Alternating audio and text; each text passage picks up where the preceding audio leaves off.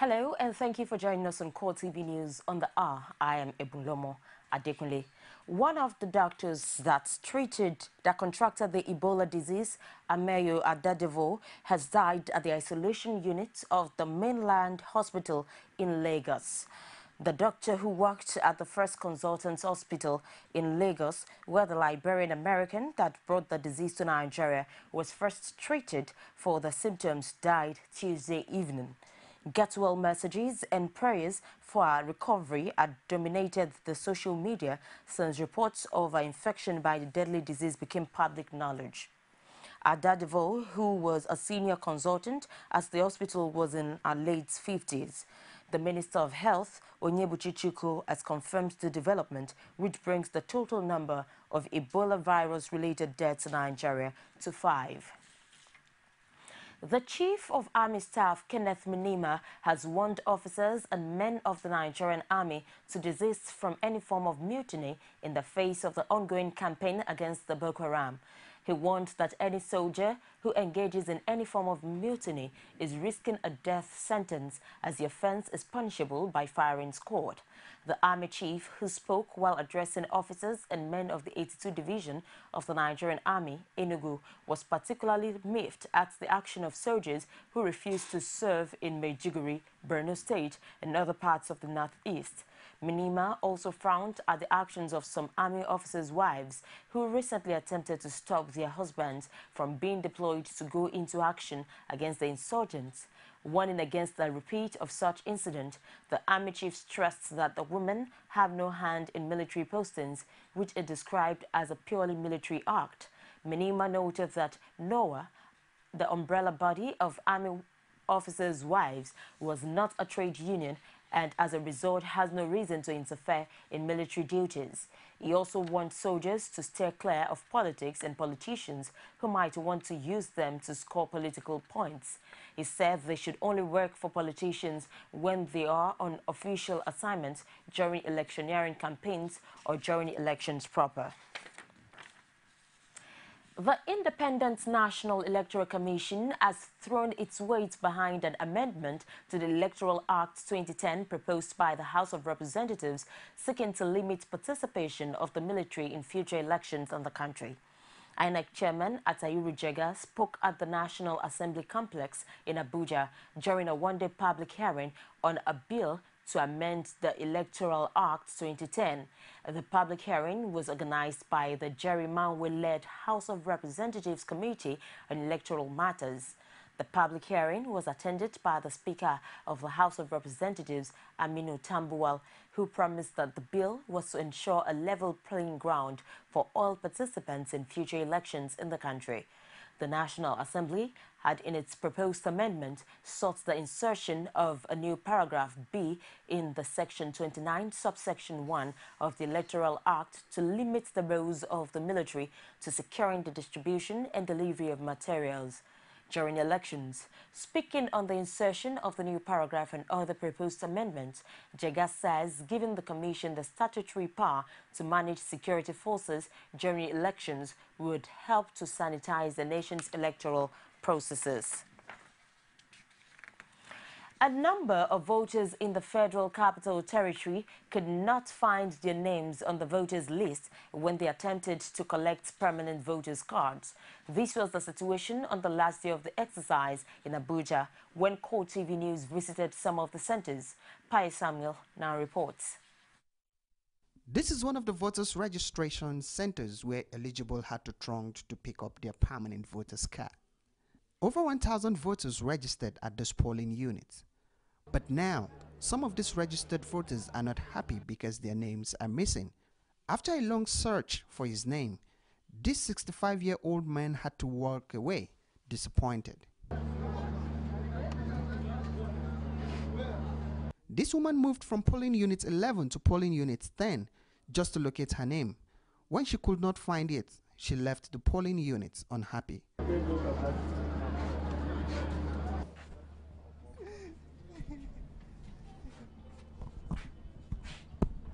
But what could be responsible for the missing names? The only challenge we are having now is publicity, awareness. So a lot of them, they are not aware of what is going on.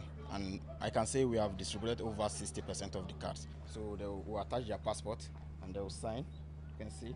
And for those that cannot sign, they will turn print. They will give it out to them. There is no problem about that. But nobody can collect for anybody on the proxy basis. We cannot collect it for anybody. In spite of the inability of some eligible voters to trace their names, many residents view the exercise as peaceful. There is not any problem a lot. Everybody do everything fine. Everybody collect his one and go back to home. So there is no any problem. The problem is that other people come and they didn't find their own, but it's just few people, not too much like that. So I give them 85%. But for this man who just heard about the exercise, he feels INEC has not done much in the area of sensitization. I said if it is a permanent voters register, it's okay, so that next time in 4 or 3 years to come, people will not go and start fighting on the line again. But since it's permanent, you have to use your card, go and vote. I'm just even hearing today, and I'm coming here to check if my name is here. They have to extend the date, maybe 2-3 days, so that everybody can be informed. The days set aside for the collection of permanent voters' card may have come to an end, but eligible who couldn't find their names have another opportunity. They will either have to check at the INEC Council office or turn up at the weekend to register afresh. Pius Samuel, CoreTV News, Abuja. A presidential aspirant on the platform of the All Progressives Congress, Sam Ndai-Zaya, has been speaking on his intention for a better Nigeria ahead of the 2015 general elections. The publisher of the Abuja-based leadership newspapers and advocate of good governance says he is committed to righting the wrong of the past. Ndai-Zaya, who visited CoreTV News, explained that his foray into politics is majorly to address the nation's rising corruption portfolio. He lashed out godfatherism and imposition of candidates in Nigerian politics. Imposition? There will be no imposition at the level of the presidency. Nobody is big enough to do that. If there's got to be consensus, it will be a genuine one. But that somebody in the APC now is big enough to sit down somewhere, or a group of people to say that you don't contest, you contest, it won't happen. Nobody is big enough to do that. This is not a small party. It was possible in the ACN. It was possible in the CPC. It was possible in the AMPP, and even in the other faction that joined, the ABGA. It's not possible in the APC now.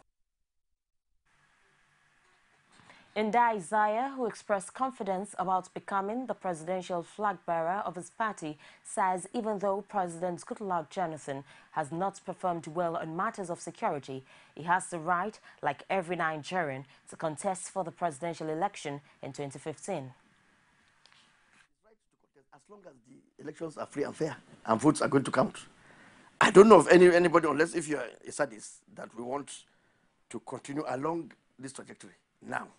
I don't know anybody who wants things to continue this way. So, I mean, if you belong to APC now, I think you should be praying that the candidate in the PDP should be the president, because he will have to contest on his record. And I don't know what else he's going to say. That people don't like him. That is why he didn't do anything. That's why he didn't provide the basic responsibility of any government, which is to provide security. That is why there's so much corruption. You know, so no, anybody is free to say what. I mean, some people may say that, but why should he not contest if he wants to? He should. If PDP wants to field the president, I think they should, and I think that the APC should be very glad about that. It's the CoreTV News on the hour. We'll take a break and we'll be back with more. Stay with us. You can now watch CoreTV News live from anywhere in the world on our website, www.coretvnews.com. Click on Live TV on our website and watch us live. And welcome to CoreTV Primetime Days. To follow us on Twitter, click on Twitter icon on our website. On Facebook, click on the Facebook and YouTube to see all our previous news production. You can also watch us live on YouTube. Click CoreTV, leave a space, then news. CoreTV News, a 24-hour news station. One continent, 54 countries, over 2,000 languages, but united with similar interests. As news breaks, we give you in-depth analysis around Africa every Monday on CoreTV News. Outside Nigeria, Israel and Palestinians resumed fire across the Gaza border on Tuesday, sparking panic across the war-torn enclave where residents fled for cover as Israeli aircraft struck. A military spokeswoman says that 2 rockets hit southern Israel during the late afternoon and early evening, several hours before a 24-hour truce was to expire. 2 more were intercepted by missile defenses. Israel ordered its negotiators back from ceasefire talks in Cairo, and the Israeli military says warplanes hit Gaza. The fighting shattered 9 days of relative quiet in the skies over Gaza and cast a dark shadow over Egyptian-mediated efforts to hammer out a longer-term truce. The chief Palestinian negotiator in Cairo says on Tuesday that no progress had been made. The Palestinian delegation presented their demands for a truce to Egyptian mediators and were awaiting Israel's response.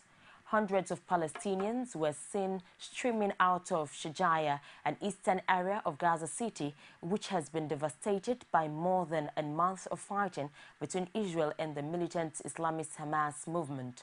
5 Palestinians were wounded, 3 in the northern area of Beit Lahia, 2 of them children, and 2 boys aged 6 and 9 in the southern city of Rafah, according to the Gaza Emergency Services spokesman.